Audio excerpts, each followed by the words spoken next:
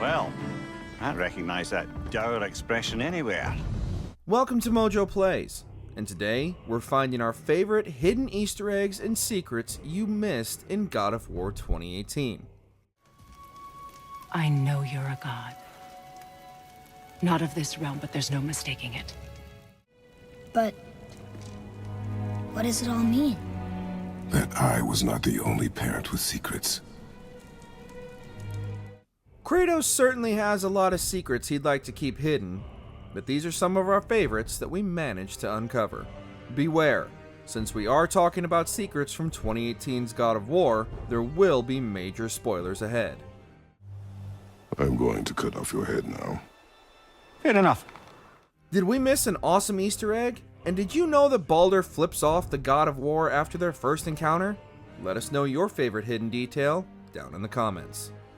Before we begin, we publish new content all week long, so be sure to subscribe and ring the bell to be notified about our latest videos. Mimir Tales. Me? I'm the greatest ambassador to the gods, the giants, and all the creatures of the Nine Realms. I know every corner of these lands, every language spoken, every war waged, every deal struck. They call me... Mimir, the smartest man alive, is full of deep lore to flesh out the world of Midgard and the Aesir gods. No matter where you go, he's got something to say about it. Alfheim is the first realm that Kratos and Atreus travel to, and they complete this portion of their journey without Mimir in tow. Once you've completed Alfheim, assuming you've fully explored and unlocked all the secret chests on your first visit, there isn't much reason to return. But those who did go back were treated to even more details about the Elven realm and the fight between the Light and Dark Elves over the Light of Alfheim. Mimir is nothing if not an encyclopedia strapped to Kratos' belt. Why do they fight all the time if they're really the same? That is adorable. Huh? It is the way of the world. Oh. Well, that's sad. Clothes make the men. If there's one thing we know about Kratos, it's that it's hard for him to let things go. In a detail that went unnoticed by most players, even after climbing all the way to the peaks of Jotunheim with the father and son duo, if you look closely, you'll notice the sash that Atreus wears is actually Kratos' loincloth he wore during his original quest to kill the gods of Greece. The tattoos Atreus sports also have meaning to his character, with the one on his neck stating, "Calm mind, fast hand," referring to his skills as an archer. Not only that, if you look closely, no matter what armor set he's wearing, Kratos still sports the leather straps of his Spartan skirt. While it's likely Kratos couldn't part with this piece of his past, it also never hurts to have a little bit of extra protection for your little Spartans. Golden Path.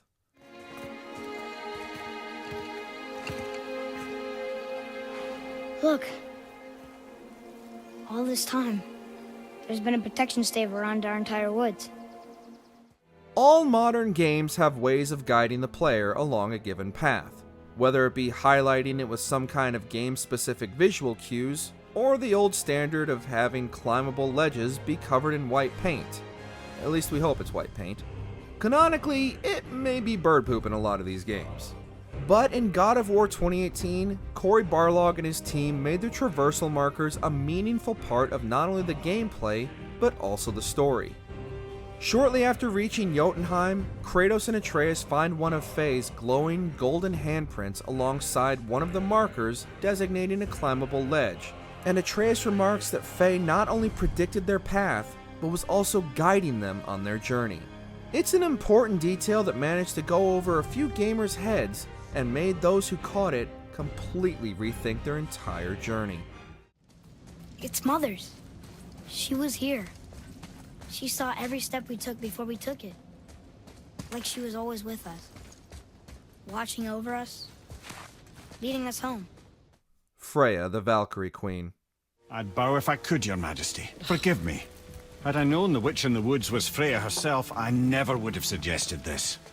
Freya? The goddess Freya? You didn't know either? Sorry. Freya is one of the first allies Kratos and Atreus meet on their journey, and by the end of the game, this relationship has all but ended. With the reveal that Freya is Baldur's mother, the father and son's friendship with the Witch of the Woods is strained, to say the least. After Kratos saves Freya by killing Baldur, Freya swears complete and absolute revenge against Kratos before absconding with Baldur's body. I will rain down every agony, every violation imaginable upon you. While we know Freya's path will cross with Kratos and Atreus again in Ragnarok, there is an important detail players may have missed if they didn't or were unable to complete the Valkyrie side quests. After returning from Jotunheim, Mimir tells Kratos Freya came to see him about where Odin kept her Valkyrie wings, and paired with Sigrun telling Kratos that she is not the true Valkyrie Queen, Freya's warrior past begins to come into light. But only through his union to the Queen did we ever taste some measure of freedom. But aren't you the queen? There has only been one Queen of the Valkyries, the goddess Freya. Infinite power. I'd wager that's where they took their haul from Fafnir's storeroom, along with that whetstone that I could use to help you.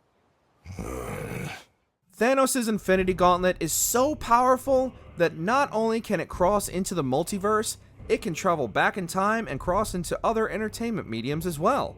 Players dedicated to completing all of God of War's many side quests were treated to the Shattered Gauntlet of Ages, which is the MCU Infinity Gauntlet in all but name. By picking up the side quest Family Business from Sindri, you can unlock the gauntlet itself, but it's by upgrading the gauntlet and socketing combinations of the 6 enchantments, or souls if you will. The gauntlet is easily one of the most powerful additions to Kratos' arsenal.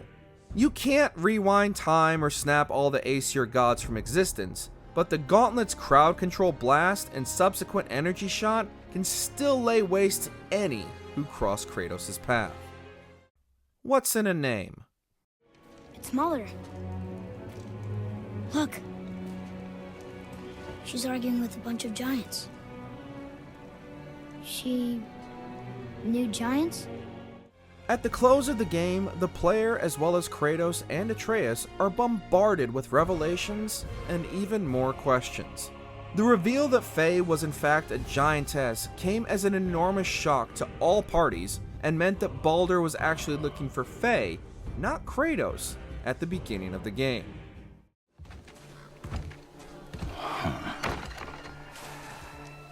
I thought you'd be bigger. But you're definitely the one. Many were so blindsided by the illustrations on the wall depicting the pair's entire journey that many overlooked the details hidden within.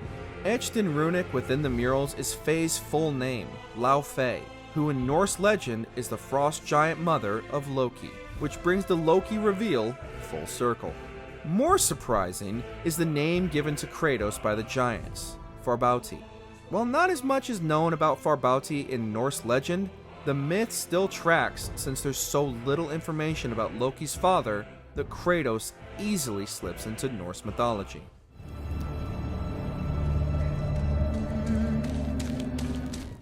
Grip of the Ages.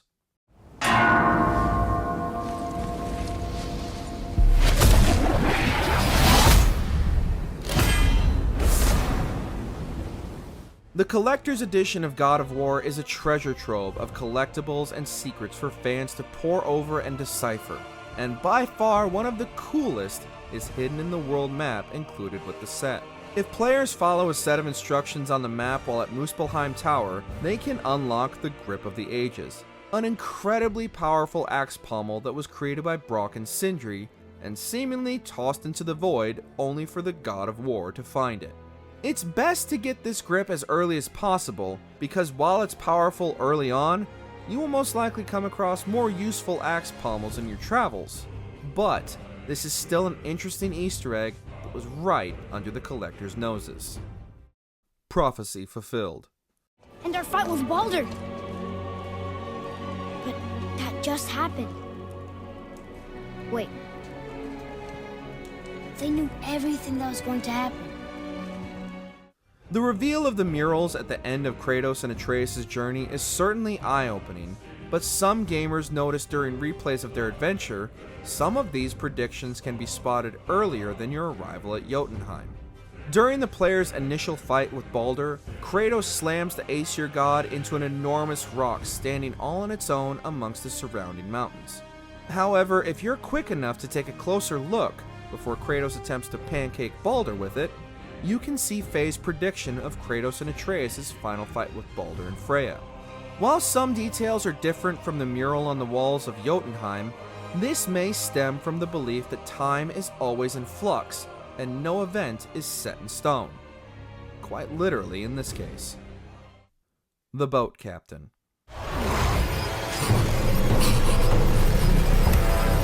Sign it. Save me.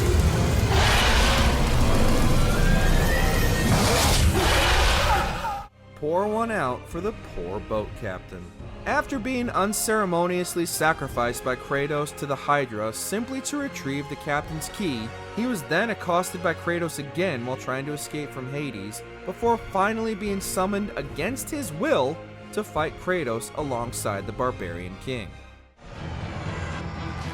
No, not you again! It seems that the boat captain's troubles didn't end there either. Kratos and Atreus can find a note along with a map leading to the boat captain's key and treasure. It seems after his untimely demise at the jaws of the Hydra, the boat captain's crew took his key and his ship and somehow ended up sailing to Midgard before getting shipwrecked. Even after his multiple humiliations, the poor boat captain can't even find peace in the Norse realm. Atreus' true name. I guess there's just one thing I don't understand. My name on the wall. The giants called me Loki?